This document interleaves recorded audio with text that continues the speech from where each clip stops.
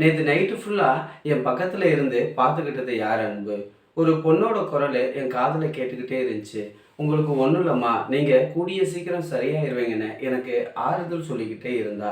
அவ யாரு அன்புன்னு லலிதா கேட்க, அது ஆனந்தி தான்னு சொன்னா அம்மா கோவப்படுவாங்களோன்னு பயந்த அன்பு, உன்னை கூட இருந்து பார்த்துக்கிட்டது யாழினி தாம்மான்னு சொல்றாங்க.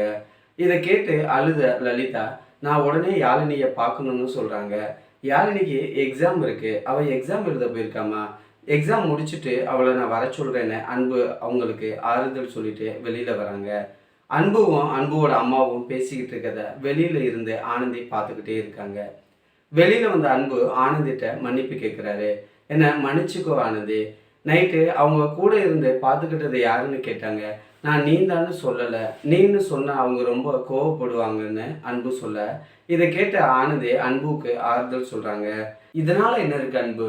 உங்களோட சந்தோஷம் தான் எனக்கு முக்கியம். அதுக்காக எவ்வளோ கஷ்டம் வந்தாலும் நான் தாங்கிக்குவேன். அம்மா பரிதாபப்படணும்னு சொல்லி நான் அவங்கள பார்த்துக்கல. நான் தான் அம்மாவை கூட இருந்து பார்த்துக்கிட்டேன்னு தெரிஞ்சாலும் அவங்க கோவப்பட தான் செய்வாங்க. இந்த விஷயம் அவங்களுக்கு தெரியாமையே இருக்கட்டும்னு ஆனந்தி பெருந்தன்மையா சொல்ல, அப்போ ஆனந்தியோட ட்ரெஸ்ஸு ஃபுல்லா ரத்தமா இருக்கிறத அன்பு பார்த்துடுறாரு.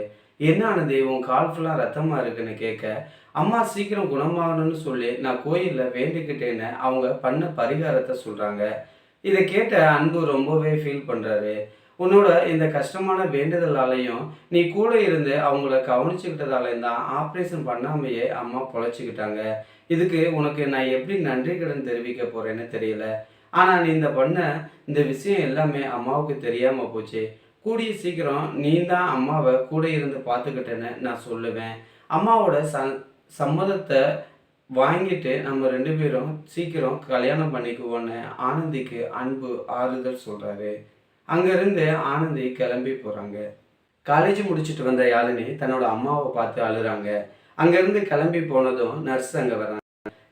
இந்த பொண்ணுன்னு கேட்க, இவ தான் என் பொண்ணு, இவ தான் கூட இருந்து நைட்டு ஃபுல்லாக என்னை பார்த்துக்கிட்டான்னு லலிதா சொல்ல, இந்த பொண்ணு இல்லைம்மா, இன்னொரு பொண்ணு தான் உங்களை கூட இருந்து பார்த்துக்கிட்டாங்க. அவங்க யாருன்னு கேட்க, எனக்கு இருக்கிறது ஒரே ஒரு பொண்ணு தான், இவ தான்னு லலிதா சொல்கிறாங்க. இவங்க இல்லாமல் உங்களை கூட இருந்து பார்த்துக்கிட்டது இன்னொருத்தங்க இருந்தாங்க, அவங்க பேர் என்னன்னு தெரிலன்னு நர்ஸு சொல்கிறாங்க. இதை கேட்ட லலிதா யார் இந்த பொண்ணுன்னு யோசிக்கிறாங்க. ஆனால் அவங்க அன்புட்ட யாருன்னு கேட்கல. அப்போ மகேஷ் அங்கே வர்றாரு. மகேஷ் அன்புவை பார்த்து, என்ன அன்பு ரொம்ப பதட்டமாக இருக்க, நீ எதுக்காக பதட்டமாக இருக்குன்னு எனக்கு தெரியும்னு கேட்குறாரு. இல்லை சார், வேற ஒன்றும் இல்லைன்னு மகேஷ் சொல்ல, ஹாஸ்பிட்டலுக்கு பணம் கட்ட காசு இல்லைன்னு யோசிக்கிறேன், உனக்கு எவ்வளோ காசு வேணும்னு சொல்லு, நான் தரேன்னு ஹாஸ்பிட்டலுக்கு உண்டான எல்லா ஃபீஸையும் மகேஷே கட்டிடுறாரு. அங்கேருந்து லலிதாவை வீட்டுக்கு கூட்டிகிட்டு போகிறாங்க. ஆனால் தன்னை கூட இருந்து நைட்டு ஃபுல்லாக கவனிச்சிக்கிட்டது யாருன்னு லலிதா யோசனையாகவே இருக்காங்க. இன்னும் அன்புட்ட யார் இந்த பொண்ணுன்னு லலிதா கேட்கவே இல்லை. ஒருவேளை ஆனந்தியா இருக்குமோன்னு அவங்க யோசிக்கிறாங்க.